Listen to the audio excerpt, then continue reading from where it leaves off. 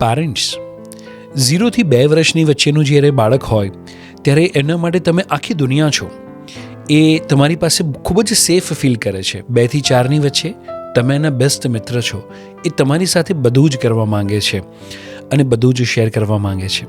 5 થી 8 વર્ષની વચ્ચે તમે હજી એના ફેવરિટ પર્સન છો, તમે એના રોલ મોડલ છો અને એ બધી જ વસ્તુ તમારી સાથે શેર કરવા માંગે છે પહેલાં.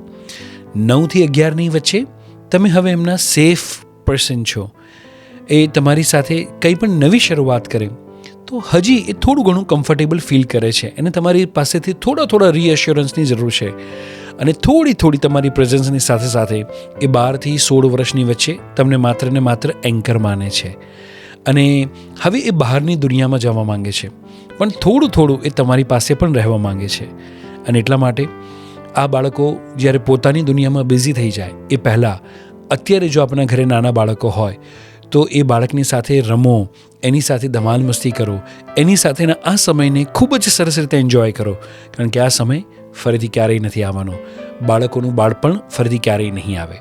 અને એટલા માટે જો તમે આ સમયને એન્જોય કરવાના હોય તો આપના બાળકની ઉંમર કેટલી છે એ કોમેન્ટની અંદર જરૂરથી લખો. Wishing you very happy parenting.